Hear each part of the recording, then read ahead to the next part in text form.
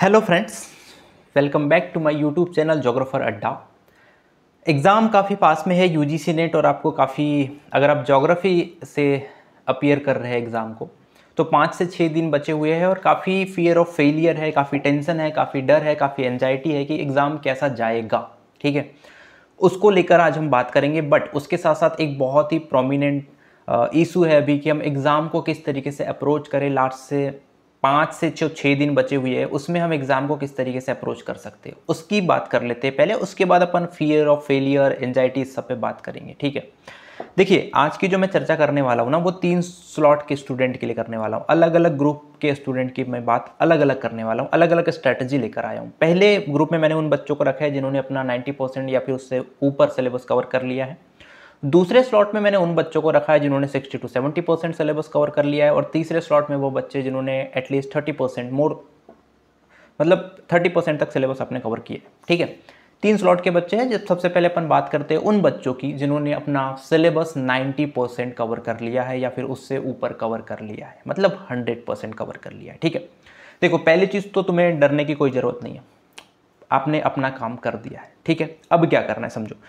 अब आपको फ्रिक्वेंटली जो नोट्स है आपकी उसको रिवाइज करनी है, जो भी आपका स्टडी मटेरियल है उसको रिवाइज करना है। कैसे रिवाइज करना है? अपने जो दिन है उसको 2 रेशियो में डिवाइड कीजिए, paper first and paper second. जैसा भी आपको लगता है जिसमें आपको ज़्यादा समय देना है आप उसमें ज़्यादा समय दीजिए, उसमें कोई मैं इंटरफेयर नहीं करूँगा।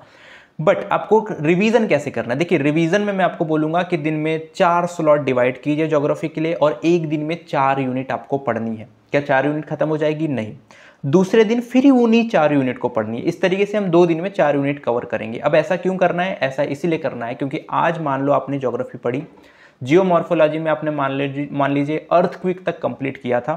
कल आप अर्थक्वेक से आगे चलेंगे, बट कल आपको अर्थक्वेक से आगे चलने से पहले अर्थक्वेक तक आपको जो आपका सिलेबस है, आपकी जो नोट्स है उसको रिवाइज करना है। Geomorphology, climatology, oceanography, environmental geography, जितने यूनिट है सब में आपको सेम चीज़ें रिपीट करनी है।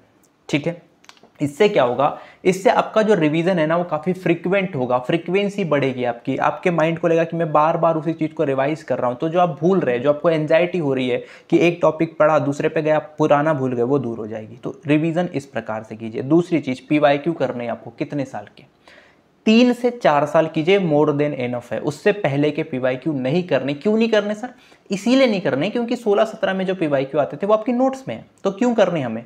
नोट्स को फ्रिक्वेंटली रिवाइज कीजिए, 4 साल के पीवाईक्यू कीजिए, मतलब 8 पेपर कीजिए। 8 पेपर बहुत सॉलिड एक आपकी ब्रांड की फ्रेमिंग कर देंगे। आपको बताएंगे कि आपको ऑप्शन वाले जो पेपर है, जो कूट वाले पेपर है, वो कैसे करने हैं। बड़े बड़े जो ऑप्शंस दिए होंगे उसको किस तरीके से टैकल करना है वो आपको बताएंगे। अभी के पेपर 16-17 के पेपर नहीं बताएंगे, वो तो आपके नोट्स में मिल जाएंगे। तो आपको 4 साल के पेपर करने, मतलब 8 पेपर करने। ठीक है, इस तरीके से आपको करना है। मैराथन करना है क्या? मैं बोलूँगा बिल्कुल अवॉइड करो, मैराथन करनी ही नहीं है आपको। आपकी मैराथन तो आपकी नोट्स है, उसको करिए। ठीक है, दूसरी चीज़ कि जो आपको डर लग रहा है वो डर लगना तब बंद हो जाएगा जब आप फ्रिक्वेंट रिवाइज करेंगे। ठीक है, इसकी आगे भी बात कर रहा हूँ, बट आपका डर तो यहीं खत्म हो जाना है। ठीक है, अब कुछ चीज़ें डिफ्रेंशिएट करते चलिए कि अभी आप कुछ चीज़ों को अलग कर लीजिए जो चीज़ आपको एग्जाम के पास पास पढ़नी है। ठीक है, अब सेकेंड टाइप के बच्चों की बात करते हैं जिन्होंने 60 to 70% सिलेबस कवर किया है। आपको क्या करना है? आपने भी अपना बहुत अच्छा काम किया है। अगर ये 5-6 दिन अच्छे से पढ़ लिए तो आपका भी नेट JRF हो सकता है, आराम से हो सकता है। ठीक है, क्या करना है? 60 to 70% जो आपने सिलेबस कवर कर रखा है, अपना स्टडी मटेरियल चूज कर रखा है, आपने उस नोट्स बना रखी, उसको रिवाइज करना है। नोट्स का रिवीजन करना है, प्लस उसके साथ जो 30% चीज़ें आपने छोड़ रखी उसको पूरी छोड़ के नहीं जाना है। फिर कैसा करना है? तो उसमें से कुछ सिलेक्टेड चीज़ें पढ़नी है अकॉर्डिंग टू पीवाईक्यू। जैसे अगर मैं बात करूँ, इंडियन ज्योग्राफी छोड़ रखी है आपने, तो इंडियन ज्योग्राफी में आपको एटलीस्ट सेंसस करके जाना है, और सेंसस बहुत अच्छे से करके जाना है। माउंटेन्स पिक्स आप थोड़ी थोड़ी इंपॉर्टेंट ही देख लीजिए, खनिज में थोड़ी थोड़ी माइंस इंपॉर्टेंट ही देख लीजिए। मतलब वो जो 30% सिलेबस है उसको आप थोड़ा थोड़ा कवर कीजिए कि अगर इजी क्वेश्चन आए तो वो एटलीस्ट मुझसे वो गलत ना हो। और जो 60 to 70% आपने सिलेबस कवर रखा है उसकी एक्यूरेसी बढ़ाइए, उसकी 90% से अबो एक्यूरेसी कीजिए। तो वो 60-70% को आप बहुत अच्छे से निचोड़ लीजिए, 30% का ऊपर ऊपर पढ़ लीजिए ताकि बहुत ज़्यादा इजी क्वेश्चन आए तो कि एटलीस्ट वो गलत ना हो। पीवाईक्यू कीजिए, पीवाईक्यू थोड़े ज़्यादा कर सकते हैं आप, इसलिए क्योंकि आपकी कुछ यूनिट छूटी हुई है। तो उनको मैंने 3 से 4 साल बताया था, आप 5 साल तक के पीवाईक्यू कर सकते हैं, मतलब आप 100 क्वेश्चन आप करेंगे तो अब मतलब आपके लगभग 1000 क्वेश्चन हो जाएंगे। इस तरीके से आप कर सकते हैं। पीवाईक्यू कीजिए। मैराथन में बोलूँगा उन यूनिट के लिए कर सकते हो जो छूटी हुई है, बाकी तो आप अवॉइड कीजिए। इतना ही आपको करना है। तीसरे बच्चे जिन्होंने अपना सिलेबस कवर नहीं किया है, 30% सिलेबस कवर किया है, थोड़ी सी प्रैक्टिकल बात बोलूँ तो इतने 30% से तो एटलीस्ट हमारा सिलेक्शन नहीं होने वाला है। बट आपके लिए भी एग्ज़ाम इंपॉर्टेंट है। अपने आप को जज कीजिए कि आप किस लेवल तक पढ़ रहे हैं। वो 30% सिलेबस मतलब ज्योग्राफी के 30 क्वेश्चन का ही आपका पेपर है समझो। उस 30 क्वेश्चन को ही आपको सॉल्व करना है अच्छे से, क्वेश्चन पूरे सॉल्व करने, बट वो 30% अच्छे से करना है। देखना है कि उसमें कितनी एक्यूरेसी मेरी आती है, ताकि आप नेक्स्ट पेपर के लिए अच्छे से तैयार हो सके। ठीक है, ये आपकी स्ट्रैटेजी बहुत सिंपल सी। अब बात आती है कि हम फियर ऑफ फेलियर से कैसे बचे, वो डर, वो एंजाइटी, उससे कैसे बचे। देखो सबको होगी। क्यों होगी? 5 महीने पढ़े हो आपने उस चीज़ के लिए, 5 महीने आपने उस चीज़ को दिया है। हर वो टॉपर जो GRF निकालता है, जो नेट निकालता है, जो असिस्टेंट प्रोफेसर बनता है, भाई उसको एंजाइटी होती है क्योंकि उसने पढ़ रखा है। अब वो 3 से 4 महीने का जो रिजल्ट है वो आपके 3 घंटे डिसाइड करने वाले, तो एंजाइटी तो होगी। बचे कैसे? बचा नहीं जा सकता पहली बात, बट इसके रिजल्ट से बचा जा सकता है। इसके क्या रिजल्ट होते हैं? जब आपको डर लगने लगता है तो आप चीज़ें भूलने लगते हैं। जब आप चीज़ें भूलने लगते हैं क्योंकि आपका दिमाग बहुत तेज़ी से काम करता है उस समय, आपको ऐसा लगता है कि हड़बड़ा गया है दिमाग, मुझे ये भी करना है, ये भी करना है, तो चीज़ें भूलने लगते हैं।